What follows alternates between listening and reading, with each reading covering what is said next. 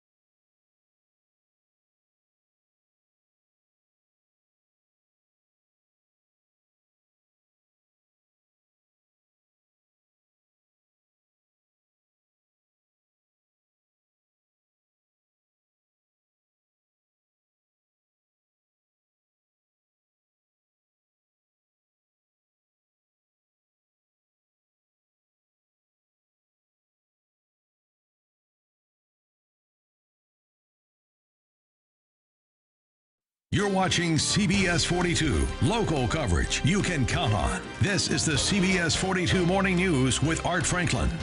And we welcome you back into the CBS 42 Morning News. A little foggy, as you can see. Drivers going over the bridge over the Coosa River in Gaston this morning. 6:12 as we get a quick check of your weather and traffic back to back. Here's Nate. Yeah, it wouldn't shock me if you've got some low clouds and some mist over in East Alabama, especially our northeastern counties. That's where we're tracking some of the showers early this morning. Nothing too overly heavy, just enough to cause a nuisance out on the roadway, so be careful out there early this morning. So we've got some showers setting up just north of I-20 in St. Clair County. These are going to be moving into Calhoun County here over the next half an hour or so. Folks in Ohatchee here in the next 2 to 5 minutes or so, and then Melrose, Alexandria in 15 minutes, and then Anniston, Weaver in the next 20 minutes. These are not going to cause any flash flooding like they had Friday and over the weekend. Good news there, but more nuisance rain for you. We'll see a few more showers this afternoon too before the beautiful dry. Cool air moves on in. We'll talk all about that in the forecast in a few minutes. Right now, Michelle's in with real-time traffic. Nate, thank you. Well, a heads up to I-65 drivers. We're going to see some road work starting today between the hours of 1 p.m. and 8 p.m. that are going to require some shoulders to be closed. This is on I-65 northbound and southbound between Oxmoor Road and Homewood and University Boulevard in Birmingham.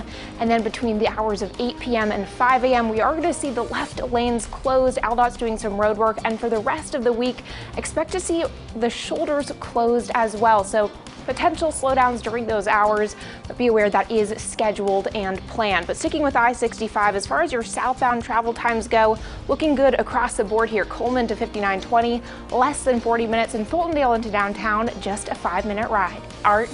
All right, Michelle, thanks a lot. We got breaking news out of the United Kingdom this morning. Britain's new prime minister just walking out there. He's been announced. Boris Johnson has won the majority of the votes in the election. He'll officially take over as prime minister tomorrow. As you remember, current prime minister Theresa May is stepping down after revolt over her Brexit policy. Chaired her last cabinet meeting this morning. So that's breaking news there. Boris Johnson is the new prime minister in the UK. Covering Tuscaloosa County, a man will spend the rest of his life in prison for the 2016 murder of 82-year-old Emmett Kaiser. A Tuscaloosa County judge sentenced Clifford Madison yesterday. A jury found Madison guilty of beating Kaiser with a baseball bat and stabbing him several times.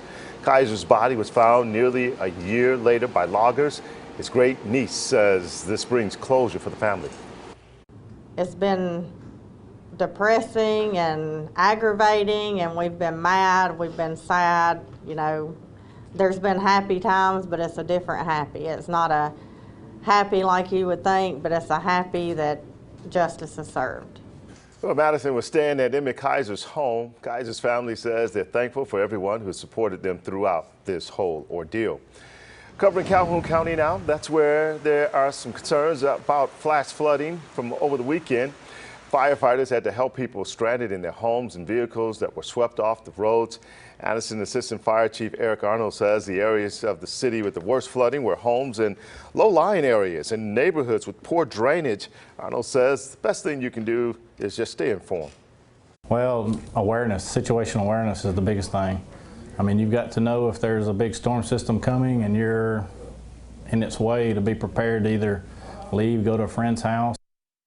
Well, Arnold says most of the time you just need to wait the storm out, stay indoors, but if you do feel unsafe, call first responders. I think the important thing he said right there, Nate, was awareness and being prepared. Yeah, and a lot of people know if they live in a low-lying area, if they live in an area that has poor drainage, if you get a heavy thunderstorm, you're going to see some flooding. Just so happens that Friday and over the weekend, they got a couple of rounds of some pretty heavy rain that led to some more extensive flooding. Yeah. I don't think that's going to happen That's today. a good thing. Yeah. So right now, we just have some light showers and moderate rain on Storm Team radar, and really, it's all just light stuff now. We're tracking some moderate showers earlier this morning, about an hour ago, but the light showers have now started to take over. Folks in Jefferson County, you saw some rain near the Birmingham Metro, so be careful out there if you're making your way in or out of the city. And then we've got some showers in St. Clair County, too, moving into Calhoun County. Ohatchee in the next 10 minutes or so, Anniston, Weaver in the next 20 minutes. You'll see these showers move in. Nothing too terribly heavy here. This is not going to cause any flooding. This is just annoying nuisance rain, all associated with a cold front that's moving through. And you can see a lot of cloud cover in Anniston early this morning as those showers approach. 74 degrees now. Winds mostly out of the west and southwest, but we do have some spots with winds that are in a different direction out of the north early this morning as that front has continued to dive south. 68 degrees now in Hamilton. Just last hour they were at 69. Hour before that they were at 70. You get the picture. There are some cooling temperatures here with very humid air mass in front of this cold front, but back behind it, some very pleasant air that will be moving into central Alabama here as this front continues south. And as it does, we'll see more showers and thunderstorms pop up, especially in southeast Alabama as the heating of the day goes on. For us, just sporadic light rain for the rest of the morning and early afternoon, maybe some heavier showers down in our southeastern counties for the afternoon hours, but really most of us stay dry and clearing out a little bit faster than what we thought. That means some cooler and drier air moves in here later on tonight, and by early tomorrow morning, you're going to feel the changes. Temperatures will be about 10 to 12 degrees cooler than they are right now, with lower humidity too. We are tracking our third tropical depression of the season. Good news here off the coast of Florida. The east coast of Florida stays in the Atlantic, does not bother the Gulf Coast or central Alabama. Morning clouds, scattered showers around, temperatures in the mid to low 80s, and then clouds will be clearing out, drier and comfortable for tonight.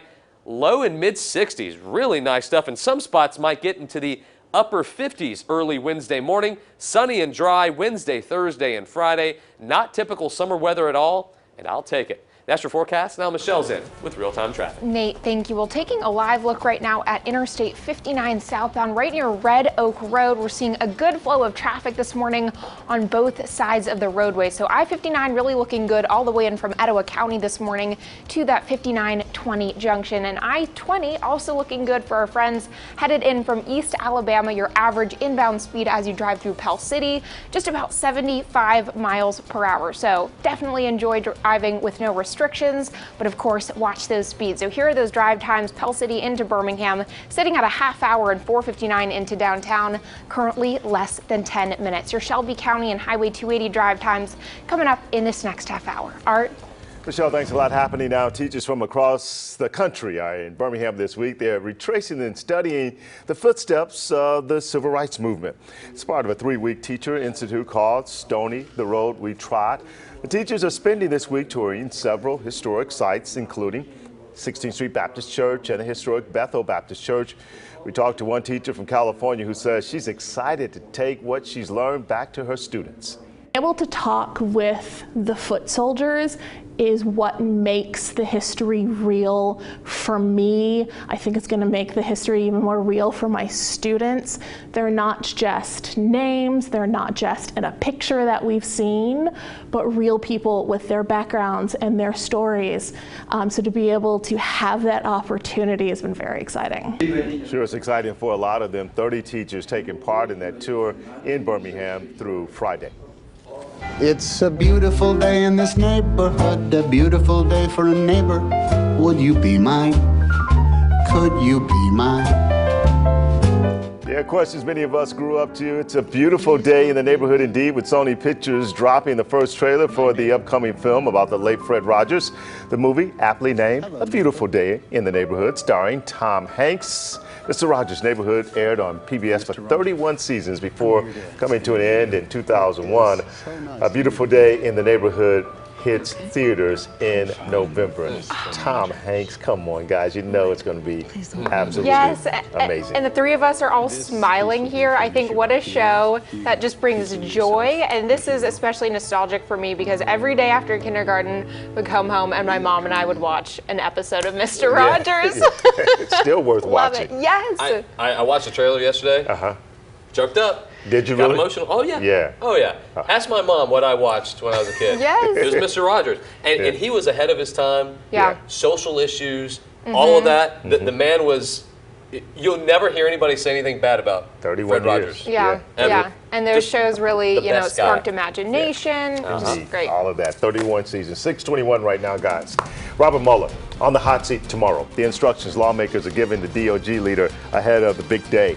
Plus, city leaders in Trussville expected to meet tonight. The decision they could make that could shape part of the city's future. That's ahead, Nate. Yeah, we're tracking showers in East Alabama early this morning. Watch out for these as you get your morning commute going. We'll talk about more rain chances today, but beautiful weather coming up. Michelle. And we're also monitoring an accident this morning just off of Highway 31 in Alabaster. Where to watch for that wreck coming up after the break.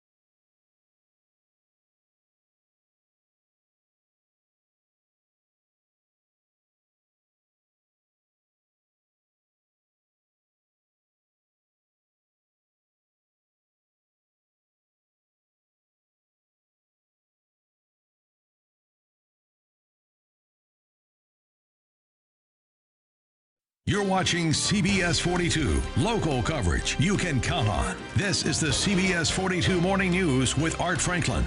And we welcome you back into the CBS 42 Morning News. Here's a look at your morning rush. The Department of Justice writing a letter to former special counsel Robert Mueller, asking him to stick to the content in his report when he testifies tomorrow on Russia's 2016 election interference. Mueller plans to begin with an opening statement, but it has not been reviewed by the DOJ because Mueller's no longer an employee there. Right now, a 15-month-old boy is in Shelby County, listed in critical condition after a man is accused of abusing him. Jefferson police arrested this man, Sean Everett. Prosecutors charging him with aggravated child abuse and sexual torture. They say the investigation began on Thursday when the boy was taken to the hospital with head injuries. And city leaders in Trussville are expected to meet tonight. One of the issues that could be up for debate is the controversial rezoning issue. Some people voicing their concerns over Highway 11 development across from the Winn-Dixie. The developer wants to use it as commercial property. Others say it will take away green space. Tonight's city council meeting begins at 6 o'clock. Checking the time right now, 6:26, and Birmingham teens giving back to the less fortunate. This is a great story. That group using their summer vacation to feed the homeless. In East Alabama City, considering alcohol sales on Sunday, how neighbors in Oxford can make their voices heard on that issue. Nate. We've got clouds around, we've got showers popping up, all due to a cold front moving through. This front brings some really nice weather around here for tomorrow and for the rest of the week. Your forecast is straight ahead. Michelle? And our traffic alert unit now on I-65 on the way to check out a Shelby County trouble spot in Alabaster. All the details on that, plus your 65 northbound travel times coming up after the break.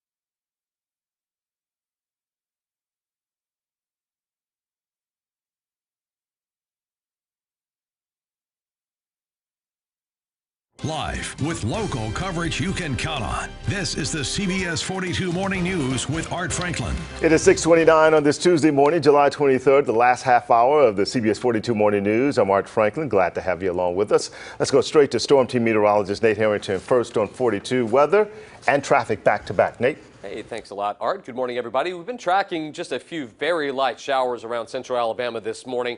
Nothing too terribly heavy, but just that nuisance rain that causes the roadways to be slick. So please give yourself some extra time out there early this morning. We do have some showers working their way now into Calhoun County that obviously suffered a lot of flooding over the weekend and on Friday. No flooding, just a lot of nuisance rain. Folks in Ohatchee, you're seeing the rain right now. Folks in Anniston in about 10 minutes, Oxford in about 14 minutes, and then Chocolaco in about 25 minutes. We are going to track very mild temperatures this morning, but cooling down. You subtract about 12 degrees from these temperatures right now. That's what you'll have for tomorrow morning. We'll talk all about the cool down and a much comfortable forecast. We'll talk about that in a few minutes. Right now, Michelle's in with real-time traffic. Nate, thank you. Well, now 6:30, we have our eyes on just one trouble spot in central Alabama, tracking a wreck in Alabaster. This is just off of Highway 31 on Snow Drive between Snow Lane and County Road 26. So if you're traveling in the area, be aware this wreck is involving a train. We're just seeing minor delays from it right now. Speeds down to about 25 miles per hour on County Road 26 there, but we are sending our crews there now. Currently, Captain Al traveling southbound on 65 in Pelham, where we're seeing a light flow of traffic on the interstate, and that's really true for the northbound side as well. So check out these drive times. Calera into downtown along 65 northbound, still less than a half hour. Art? Michelle, thanks a lot. Happening less than 30 minutes from now, Sunday alcohol sales headed for a vote in the city of Oxford. City Council putting the vote in the hands of the people who live in the city. CBS 42 News reporter Hillary Simon spoke to the mayor and voters on this issue. So, Hillary, the mayor saying he thinks that vote 50-50 right now? Yeah, Art, that's right. The Mayor Alton Kraft says he's heard from both sides. He says those who are for Sunday alcohol sales see it as a revenue boost, but those against tell him it's to protect crime rates and religious beliefs. Well, today the people of Oxford get to vote if it should be legal to sell alcohol on Sundays in this special election. This has been a controversial topic for years in the city and has never been brought to a vote. Neighboring cities around Oxford do allow Sunday alcohol sales, and I spoke to some Oxford voters who tell me they think most people are for this, just some won't admit it. I think they're afraid they'll be judged for it, and they're more worried about the opinions of others. But I think really, honestly, people want to do it. I don't think it'll stop people from consuming alcohol. They've been drinking alcohol for thousands of years, so I don't think it'll stop them. But I don't know, I don't know if the revenue will be as high as what some people assume it will be. But Mayor Kraft says if the people vote yes to legalize Sunday alcohol sales, he's not sure how long before it'll actually go in effect. And the polls in Oxford opened this morning at 7 and they close at 7 tonight. Mayor Kraft says if this is voted against, it can still be brought up anytime. Hillary Simon, CBS 42 News, local coverage you can count on. Well, covering